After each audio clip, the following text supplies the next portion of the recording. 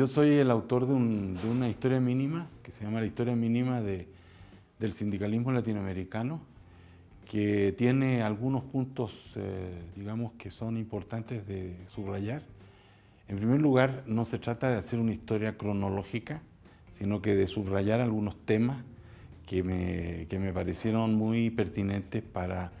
que una persona que no conoce el tema se pueda compenetrar de este proceso que fue la creación y la consolidación de organizaciones de representación de los trabajadores en América Latina. El libro contiene varios capítulos que tienen que ver con lo que podríamos llamar el momento fundador a principios del siglo XX en distintos países. Quizás habría que decir también que fuera de que no es una perspectiva cronológica, tampoco se presentan casos nacionales, sino que se trata de encontrar variables o temas generales para los distintos países del continente, como son Argentina, Brasil, Chile, Bolivia, Perú y México, y quizás unas referencias menores a Colombia, Ecuador, Venezuela. Esas dos variables, o sea, la falta de perspectiva cronológica y la tematización que hace un poco de caso omiso de las situaciones nacionales, es un poco la cuestión metodológica que yo traté de hacer para que en un texto que no tiene, digamos, mucha extensión, se pueda entonces tener una perspectiva general. Esto también tiene que ver con una parte personal. Yo, antes de ser profesor del colegio, estuve ligado a procesos políticos en el caso de Chile. Estuve trabajando en una mina en el caso de Chile y entonces ahí me interesé mucho en la historia de los sindicatos de la gran minería del cobre y después trabajé un poco sobre los mineros en Bolivia y Perú.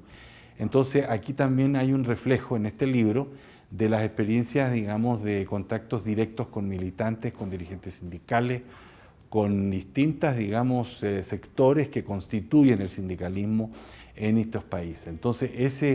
ese conocimiento que yo tuve de primera mano me sirvió mucho para poder, digamos, después, si ustedes quieren profundizar un poco en la parte ya más histórica, más académica.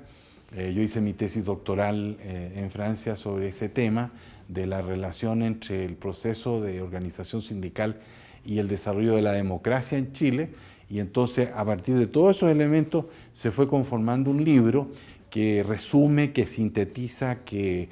digamos que refleja un poco no solo una perspectiva exclusivamente académica, sino que también, digamos, cómo uno como profesor se puede nutrir, alimentar, digamos, de las experiencias de los actores que están presentes en estos procesos que se han desarrollado en distintos países latinoamericanos. Entonces, alguien que lea la historia mínima del sindicalismo latinoamericano puede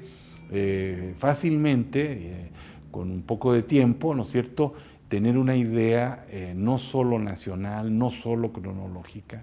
es decir, salgo un poco de una concepción de la historia como una historia, digamos, diacrónica, ¿no es cierto?, que está